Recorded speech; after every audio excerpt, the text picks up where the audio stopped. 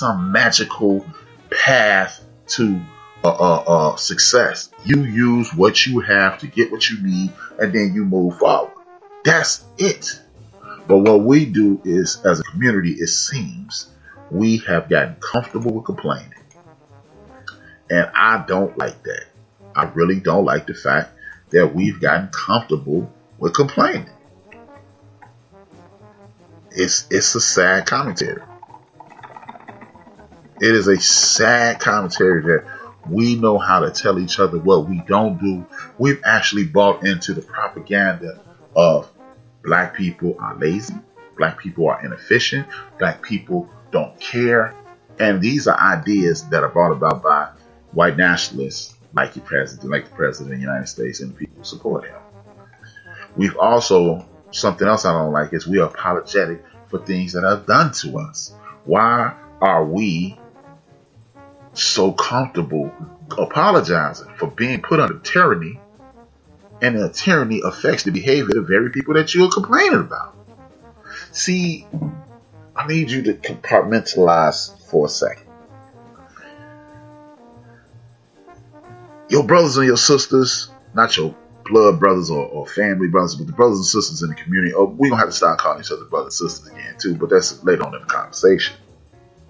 I want you to put yourself in bondage mentally. Take yourself back 157 years. That's how long people have, quote unquote, been free in this country. If you were looking at the community today, how do you think those people feel? Wait a minute. Y'all can go to school. Y'all can go to the library. Y'all have computers and things that'll pull up information on your hand. And you're doing worse off than we were doing. Or as a matter of fact, according to Dr. Claude Anderson, one of the most respected economists in the United States of America today, 1863, black people own 1/2 of 1% of the wealth in the United States of America today. At that point, 1863, 157 years. Here we go, fast forward 2020, black people own 1/2 of 1% of the wealth in the United States of America today. How is that humanly possible for us to make zero progress? See, what you perceive as progress is really a concession. I'm going to say that again. What you perceive as progress is really a concession. And what a concession is, I'm going to give you something to make you think you're moving forward, but you're really not moving forward. You're stuck in the same rut that you were in, and you're not getting any better. Because guess what? If you were still in bondage, don't you think the technology that would have been developed, so you, just like GPS and tracking devices that they put into a pet, don't you think they put that in you by now and let you go to the Bahamas and things like that, and then you come back? People evolve over time, and those things, they give you basically more slack on the rope. You know, just like you do with one of your pets. You have a 50-foot chain, a 10-foot chain. You got a more aggressive pet, you're going to have him on a 10-foot chain so he won't go and bite no neighbors. Then you got a more free-flowing pet that's friendly with all your neighbors. Everybody can rub him. You give him a 30, 40, 50-foot chain so he can run all over the yard, because you know when he gets close to the chain and it's a young person on the other side of that chain, he'll rub him and he can keep going. So the more aggressive brothers and sisters, they'll give them a short chain. People who have bought into the society, they'll give them a long chain.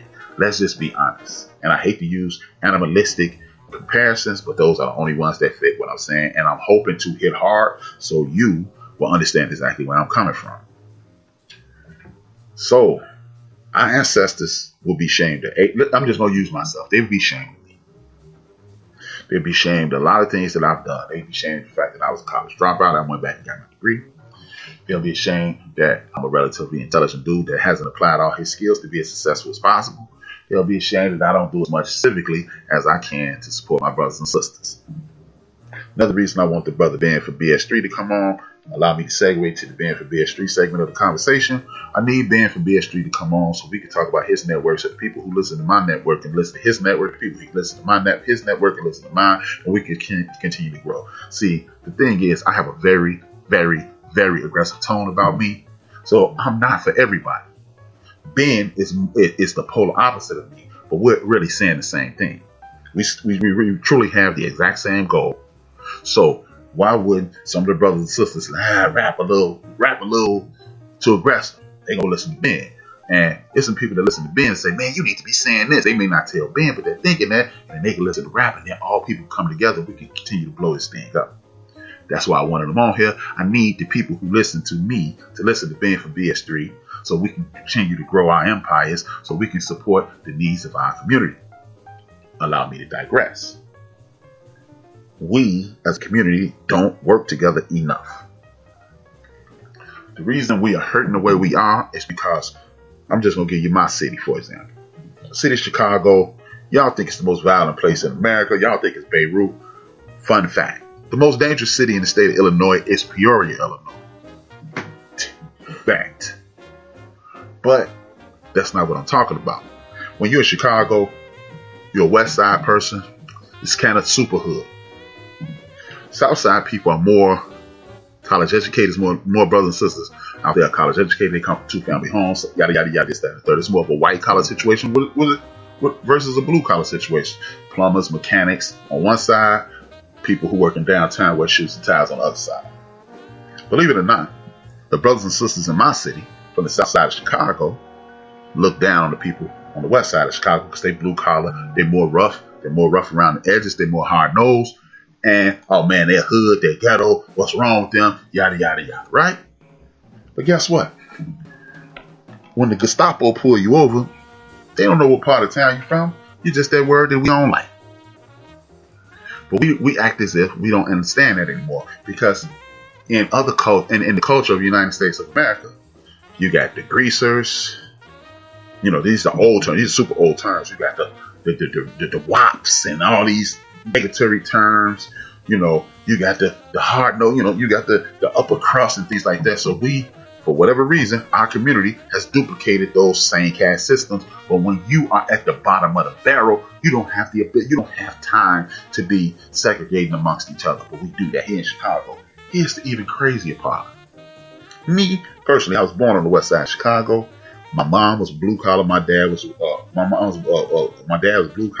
My mom was white collar. She worked for the government. My dad was a tool and die guy before he passed away. Right?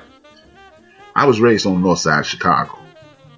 For whatever reason, people in Chicago believe people on the north side, they got a little change. Guess why? I know why. Because white people live up there. So me, people like Big Illinois, people like Kim Webb, people like Rhonda S, and other people who support me in the chat room that y'all know or y'all familiar with, they think that we have some advantage. Not knowing that the very good times projects that a lot of us watch throughout the nation, that was right outside of our neighborhood, and some of us even come from those projects. But when you say you're from the west side, north side, people from the south side and the west side are mentally intimidated by us. They go, oh, they should live around white folks. But guess what? We were 30 cents away from a quarter, just like your black ass. None of us are rich. Well, some of us were rich, but it was in a very eclectic community. We had the Morehead family, millionaires, honest to God, millionaires, living in our community. We had Dree Pops, my man Dree, his pops lived, he was a sheriff. And we had all the way down to people living in project and assisted living. And we all got along. See, a lot of people want to make this thing about, we used to get along 10,000 years ago, in the 40s, in the 50s, in the 60s. Now they grew up in the 80s and we used to get along. We went to this store called Terry's. Grocery store owned by a black man named Terry, obviously. We went to Jerry's to eat our restaurant. We didn't eat at McDonald's. We went to Jerry's. We went to the pizza joint. I can't think of it right now, but I'll think of it shortly. Black-owned pizza place. We went to the China Dog, black-owned Chinese food. We went to a movie theater that was in our movie, and it wasn't black-owned, but it was in our community. And we didn't have to leave our community to get what we wanted. This lets you know if Terry, Jerry, and a couple other people can service the entire community in any way we want. Chester's Pizza, thank you, Ron. If we could service that in the 80s, we can do that in 2020.